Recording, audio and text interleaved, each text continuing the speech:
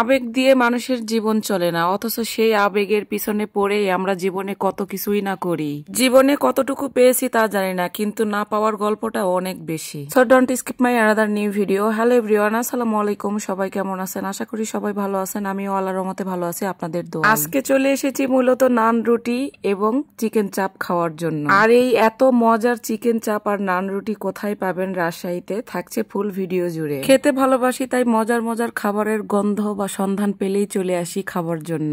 ওফ, দেখেই কি লোভনীয় লাগছে বলেন। মনেই হচ্ছে, এত ক্রেভিং হচ্ছে, মনে হচ্ছে এখনই খেয়ে নেই। যদিও আমি অর্ডার দিয়ে দিছি আর অর্ডারটা চলে আসছে, আমিও এখন খাওয়া শুরু করব। একটা সময় ছিল জানেন, যে সময়টা মানুষের পেছনে বেশি ব্যয় করছি, অন্যকে সময় দিয়েছি, অন্যের জন্য বেশি চিন্তা করেছি, অন্যরা কি খেতে ভালোবাসে সেগুলোতে বেশি প্রায়োরিটি দিয়েছি, অন্যদের মতো চলার চেষ্টা করেছি।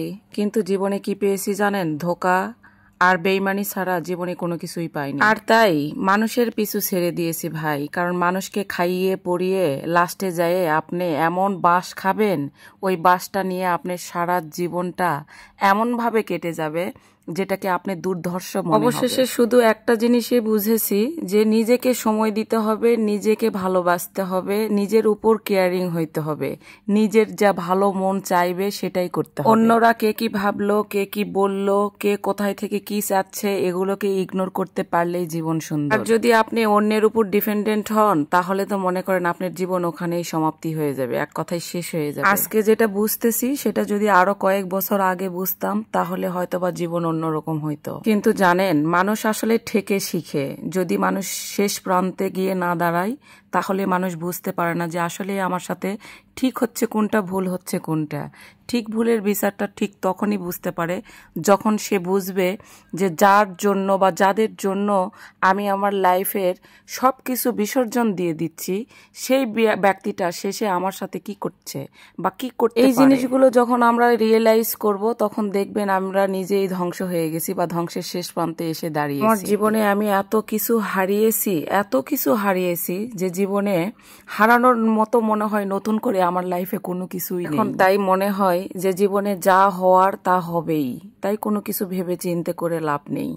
শুধু নিজেকে সময় দিব আর নিজেকে নিয়ে যাই হোক, তাই নিজেকে সব সময় দেওয়ার চেষ্টা করি, নিজের গুরুত্বকে প্রায়োরিটি দেওয়ার চেষ্টা করি। তাই ঘোরাফেরা, একটু খাওয়া দাওয়া, আর এই খাওয়া দাওয়ার জন্যই চলে এসেছি রাজশাহী রহমানিয়া রেস্টুরেন্টে।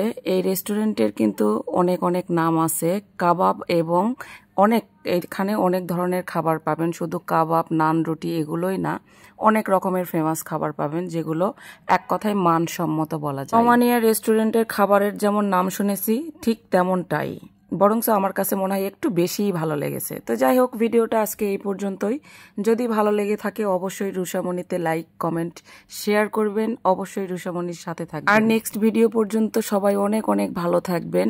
রুষামণির জন্য অনেক দোয়া রাখবেন, আর রুষামণিতে চোখ রাখবেন কিন্তু অবশ্যই। তো নেক্সট ভিডিও পর্যন্ত সবাই ভালো থাকবেন। আল্লাহ হাফেজ।